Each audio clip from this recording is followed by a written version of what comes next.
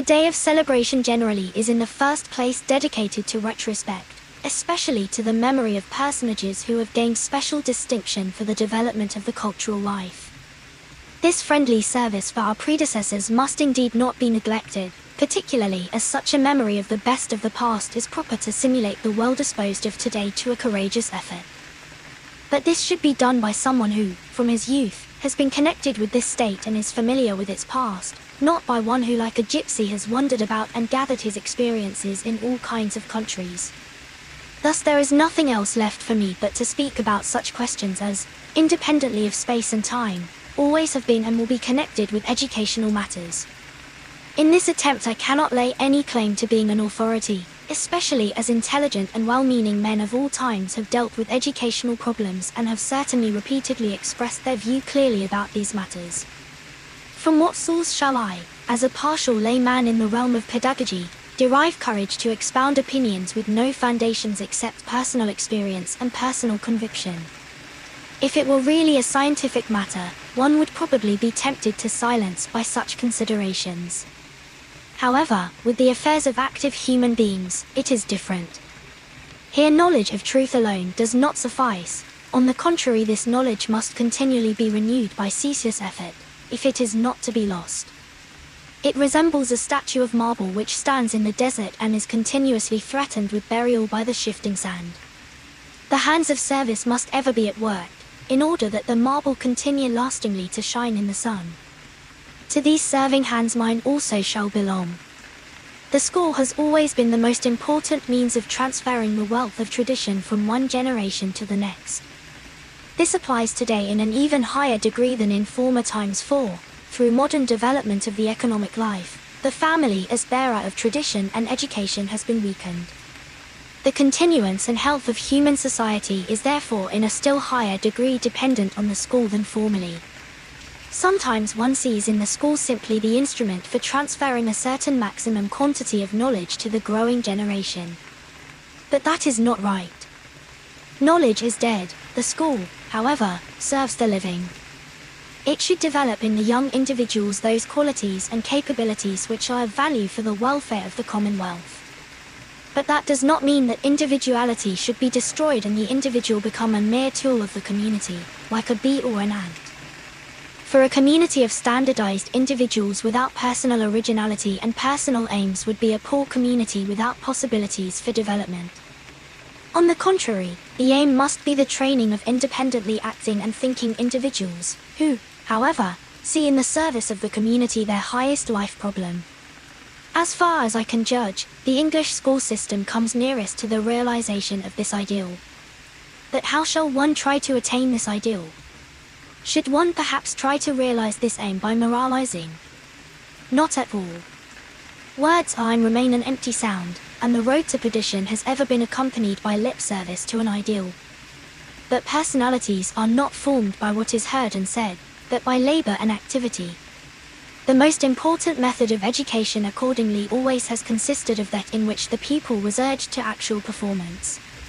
This applies as well to the first attempts at writing of the primary boy as to the doctor's thesis on graduation from the university, or as to the mere memorizing of a poem, the writing of a composition, the interpretation and translation of a text, the solving of a mathematical problem or the practice of physical sport. That behind every achievement exists the motivation which is at the foundation of it and which in turn is strengthened and nourished by the accomplishment of the undertaking. Here there are the greatest differences and they are of greatest importance to the educational value of the school.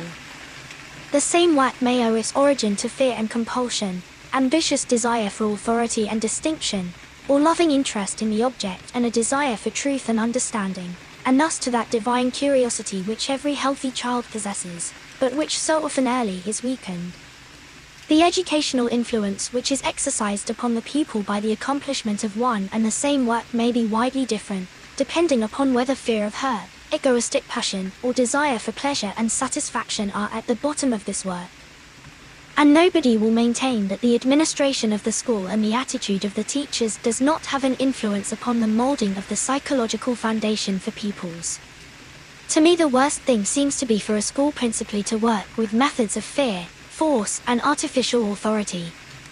Such treatment destroys the sound sentiments, the sincerity, and the self-confidence of the pupil. It produces the submissive subject. It is no wonder that such schools are the rule in Germany and Russia. I know that the schools in this country are free from this worst evil. This also is so in Switzerland and probably in all democratically governed countries. It is comparatively simple to keep the school free from this worst of all evils. Give into the power of the teacher the fewest possible coercive measures, so that the only source of the pupil's respect for the teacher is the human and intellectual qualities of the latter. The second named motive, ambition, or, in milder terms, the aiming at recognition and consideration, lies firmly fixed in human nature. With absence of mental stimulus of this kind, human cooperation would be entirely impossible. The desire for the approval of one's fellow man certainly is one of the most important binding powers of society. In this complex of feelings, constructive and destructive forces lie closely together. Desire for approval and recognition is a healthy motive, but the desire to be acknowledged as better, stronger or more intelligent than a fellow being or fellow scholar easily leads to an excessively egoistic psychological adjustment, which may become injurious for the individual and for the community. Therefore, the school and the teacher must guard against employing the easy method of creating individual ambition, in order to induce the pupils to diligent work. Darwin's theory of the struggle for existence and the selectivity connected with it has by many people been cited as authorization of the encouragement of the spirit of competition. Some people also in such a way have tried to prove pseudoscientifically the necessity of the destructive economic struggle of competition between individuals. But this is wrong, because man owes his strength in the struggle for existence to the fact that he is a socially living animal. As little as a battle between single ants of an anthill is essential for survival, just so little is this the case with the individual members of a human community. Therefore, one should guard against preaching to the young man success in the customary sense as the aim of life. For a successful man is he who receives a great deal from his fellow men, usually incomparably more than corresponds to his service to them. The value of a man, however, should be seen in what he gives and not in what he is able to receive. The most important motive for work in the school and in life is the pleasure in work, pleasure in its result and the knowledge of the value of the result to the community. In the awakening and strengthening of these psychological forces in the young man, I see the most important task given by the school. Such a psychological foundation alone leads to a joyous desire for the highest possessions of men, knowledge, and artist-like workmanship. The awakening of these productive psychological powers is certainly less easy than the practice of force or the awakening of individual ambition, but is the more valuable for it. The point is to develop the childlike inclination for play and the childlike desire for recognition and to guide the child over to important fields upon the desire for successful activity and acknowledgement. If the school succeeds in working successfully from such points of view, it will be highly honored by the rising generation and the tasks given by the school will be submitted to as a sort of gift.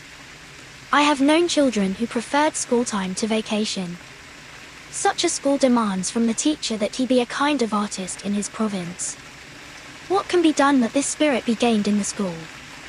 For this there is just as little a universal remedy as there is for an individual to remain well.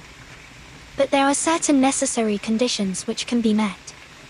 First, teachers should grow up in such schools. Second, the teacher should be given extensive liberty in the selection of the material to be taught and the methods of teaching employed by him.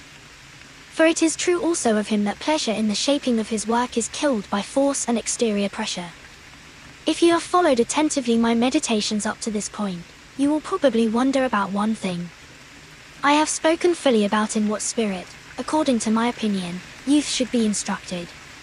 But I have said nothing yet about the choice of subjects for instruction, nor about the method of teaching. Should language predominate or technical education in science? To this I answer, in my opinion all this is of secondary importance. If a young man has trained his muscles and physical endurance by gymnastics and walking, he will later be fitted for every physical work. This is also analogous to the training of the mind and the exercising of the mental and manual skill. Thus the wit was not wrong who defined education in this way. Education is that which remains, if one has forgotten everything he learned in school. For this reason I am not at all anxious to take sides in the struggle between the followers of the classical philologic historical education and the education more devoted to natural science. On the other hand, I want to oppose the idea that the school has to teach directly that special knowledge and those accomplishments which one has to use later directly in life. The demands of life are much too manifold to let such a specialized training in school appear possible. Apart from that, it seems to me, moreover, objectionable to treat the individual like a dead tool. The school should always have as its aim that the young man leave it as a harmonious personality, not as a specialist.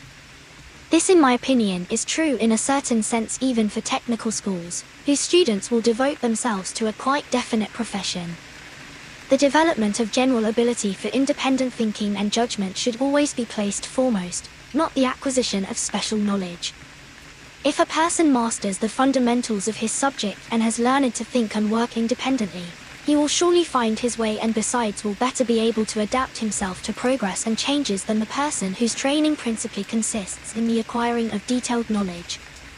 Finally, I wish to emphasize once more that what has been said here in a somewhat categorical form does not claim to mean more than the personal opinion of a man, which is founded upon nothing but his own personal experience, which he has gathered as a student and as a teacher.